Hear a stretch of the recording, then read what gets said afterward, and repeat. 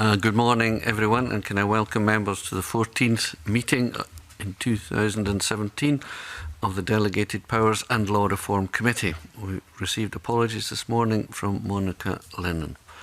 Agenda item 1 is instruments subject to affirmative procedure, and no points have been raised by our legal advisors on the first instrument before the committee today, which is the draft Public Bodies Joint Working Prescribed Local Authority Functions, etc. Scotland Amendment Regulations 2017. So is the committee content with this instrument? Content. Thank you. Move to agenda item 2, which is instruments subject to negative procedure, and the next instrument for consideration is the Forestry Environmental Impact Assessment Scotland Regulations 2017, SSI 2017 number 113. And the purpose of these regulations is to amend and consolidate the Environmental Impact Assessment Forestry Scotland Regulations 1999 in order to implement Directive 2014-52 EU. Our legal advisors have identified that the regulations could be clearer in respect of Regulation 14.4a and 15.5a.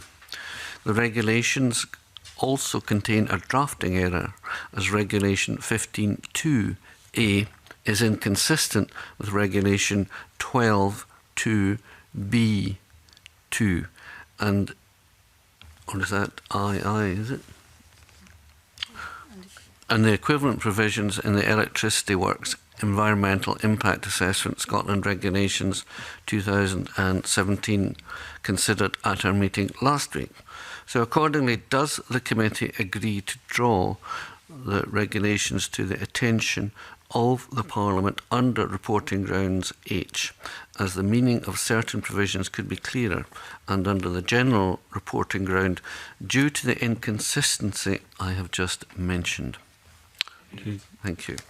Does the committee also agree to welcome the Scottish Government's intention to bring forward an amending instrument to rectify these errors? Thank you. Next instrument for consideration is the Agriculture, Land Drainage and Irrigation Projects Environmental Impact Assessment Scotland Regulations 2017, SSI 2017 number 114. Purpose of these regulations is to update and replace the Environmental Impact Assessment Agricultural Scotland Regulations 2006 and Part 4 of the Environmental Impact Assessment Scotland Regulations 1999 in order to implement Directive 2014-52 EU. Our legal advisors have identified that the definition of project in Regulation 2.1 used throughout the regulations could be clearer. There is also an instance of defective drafting, as the definition of scoping opinion in Regulation 2.1 includes an informal drafting comment which should have been omitted before the instrument was made. Accordingly, does the committee agree to draw the regulations to the attention of Parliament under reporting ground H, as the regulations could be clearer, and also under ground I, as there is an instance of defective drafting due to that informal drafting comment? Are we agreed? Agreed. Thank you. So does the committee also agree to welcome the Scottish Government's intention to bring forward an amending instrument to rectify these errors? Agreed. Thank you. Next item for consideration is the Marine Works Environmental Impact Assessment Scotland Regulations 2017, SSI 2017 number 115. And the purpose of these regulations is to replace the Marine Works Environmental Impact Assessment Regulations 2007 in order to implement Directive 2014-52 EU in Scotland. Our legal advisors have identified that the regulations contain instances of defective drafting, as Regulations 40 to 42 purport to revoke and make transitional provision in respect of the 2007 regulations, which are not defined.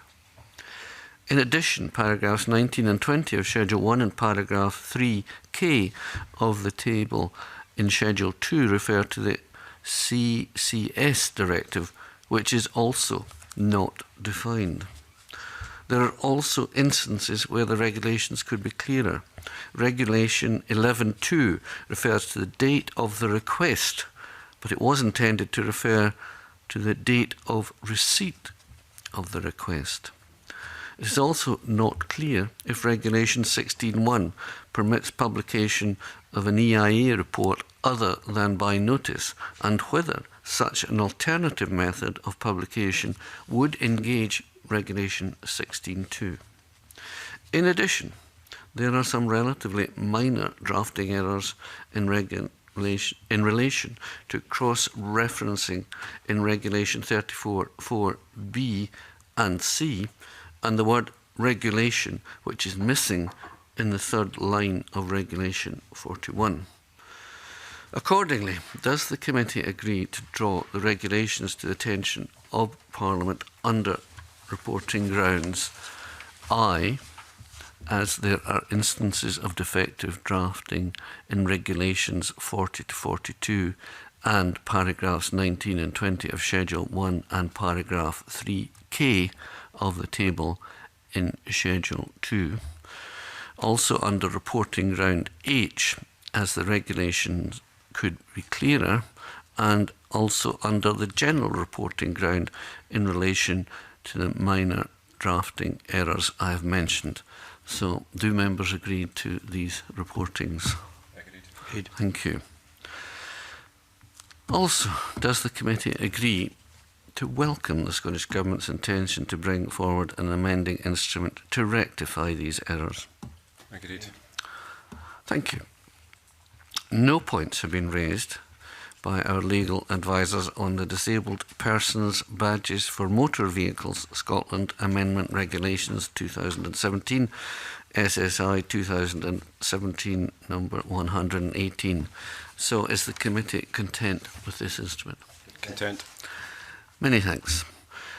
We now move to agenda item 3, which is instruments not subject to any parliamentary procedure, and no points have been raised by our legal advisers on the Air Weapons and Licensing Scotland Act 2015, Commencement number 6 and Saving Provisions Order 2017, SSI 2017 number 119, or the Mental Health Scotland Act 2015, Commencement number 3, Order 2017, SSI 2017 number 126. So is the committee content with these instruments? Content. Thank you. And finally, I want to inform you that our next meeting we will consider a draft of the Contract Third Party Rights Scotland Bill report at stage 1, as well as our regular consideration of SSIs. And there being no further business,